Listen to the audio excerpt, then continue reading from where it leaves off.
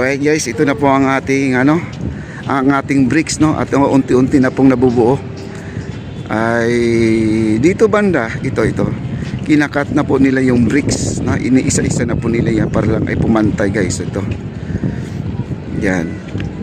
At maraming salamat sa ating contractor guys, no, at tayo ay binigyan ng pagkakataon na makapag-vlog dito at makapasok itong araw na to. Meron po akong ipapakita sa inyo.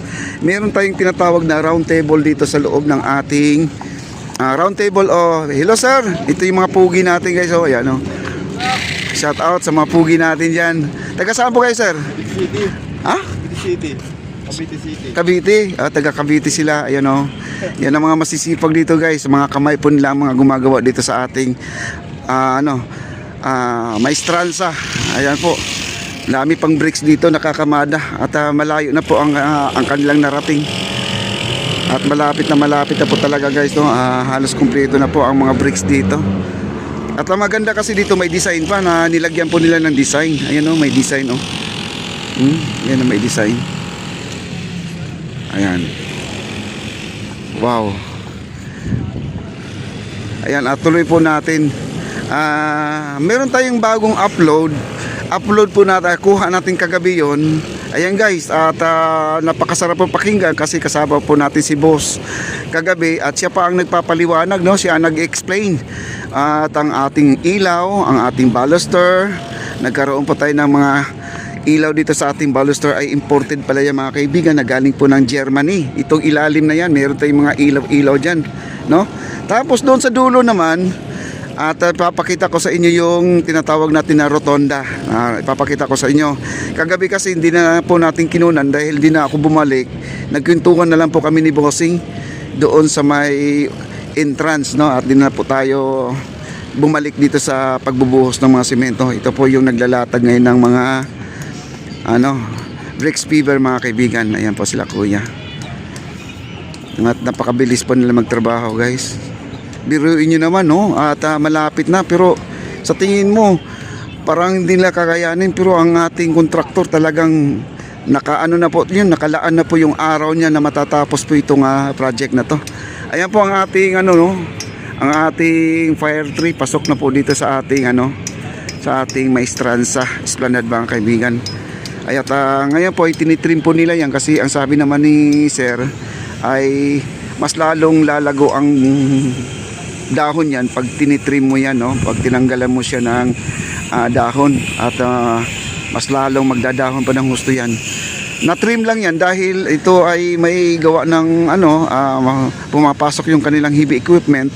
At yun na po, no? At para hindi sagabal po sa kanilang paggawa dito sa ating esplanade. Ibiruin nyo naman guys, napakalapad po itong esplanade natin. Oh, ayan po. At sila po ay naglalagay ng skim coat. Ayan po. Nakita na si sir. Ayan.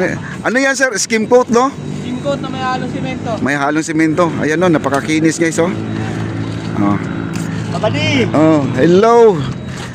Ayan ang pugi natin, oh. Ayan. Yan ang astig dito guys. Ayan sir. Ayan po, ikot lang ako dito sir, sadali.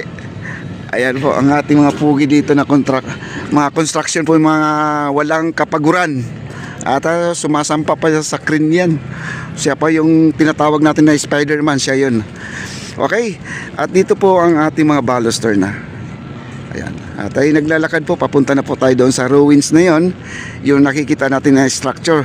Sabi ko nga kay Sir PG kagabi, sir, yung ruins na yan, yun po ay i-renovate ba nila yan or i-restore yung ruins? Ang sabi naman niya, hindi pa raw sila nag-usap sa IA, no? Yung Intramuros, yung administrasyon, admin. At di pa raw sila nag-usap. Yan, no, nakikita niyo doon. Oh. Ayan, palapit na po tayo doon. At ipapakita ko po sa inyo yung stage, napakaganda po ng stage. Sana po nandito po si Sir PG para naman ay i-request natin yung mga kasamahan natin nandun sa labas na hindi po pinayagan ng guard kasi ang sabi yung guard, ikaw lang naman ang nasabihan, ikaw lang munang pumasok. Pag nandito si Sir PG ay paalam po natin. Ayan po, at ang mga poste dito ay waiting na po siya. Itong mga poste. At ilalagay na po nila dito sa poste niya, no? Yung abang natin, ayan, no? Meron na pong meron ng waiting, no? Ayan, okay. At dito po, ito yung sinemento nila kagabi. Ito yung sabi ko nga, sir, napakaganda pala itong ginawa ninyo kasi mula dito, pag nagbabike ka, ito ay pababa kasi, no? Pababa, pa-slide doon sa baba. Yan, pakurbada doon. Yung malaking buhangin dyan, yun ang sinasabi ko sa inyo. Yung malaking buhangin, yung nakatambak dyan na bistay, yan. Diyan po ang rotonda. Ito po ang rotonda. Yung mga nagbabike, kung wala kayong maikutan, dito kayo umikot. Kasi itong nasa harapan natin, ito ay bike lane at saka jogger lane. At magkakaroon tayo ng rotonda dyan. At ang sabi ko naman kay Sir PJ ay magkakaroon ba dito ng CR. Ang sabi niya dito sa ruins na yan, yung gilid lang daw maglalagay ng CR. At hindi lang yan, special na CR daw yun, guys. Kung hanggat maaari nga, lagyan daw ng monitor. Ayan na, nagbibiro lang naman kami, pero importante po talaga yung CR kasi kung walang CR po talaga, guys, mahirap po kung babalik pa sila ng 1A, no? Doon sa phase 1A, napakalayo na. Hindi na po sila, baka abutan na po sila sa kanilang kung tinatawag natin na call of nature, mga kaibigan. Yun po ang importante. Diyan po magkakaroon po tayo ng CR. Abangan nyo na lang po kasi syempre naman unahin muna itong itong area na to, no? At ito yung makapal na buhangin na to. Dito po ay magkakaroon po tayo ng tinatawag natin na rotonda. Ito yung rotonda, guys. Okay? Binalikan lang po natin kasi nung nakaraan, kagabi, madilim na po, wala na po tayong makikita, guys, no? Ayan, at para di naman si Sir PJ na talagang di ka na talaga bumalik, ha. Ayan, kaya binalikan ko na po ito. Yan.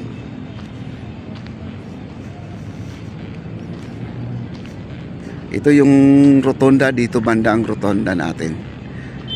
Okay? Ang dami pang buhangin, no? At dito, guys, ito ang maganda ngayon dito. Nalagyan na po nila ng semento. Ang bilis po nila dito maglatag ng semento. At may mga marker na rin, no? Ito, makikita mo yung mga tali na yan. Kaya napapansin nyo, guys, na di ba unang araw nakapasok tayo, pangalawang araw din na tayo pinapapasok. Kasi marami po talagang mga tali dito, maraming mga bakal na kausli. Kaya hindi na po tayo pinapapasok kasi baka naman ay maapakan natin yung mga bakal-bakal dyan. Ito yung ruins, guys. Ito, no?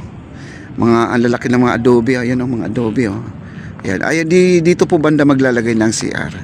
Kaya sabi ko naman, sana po, sir, may CR pala tong ating maestranza. Sana may CR daw.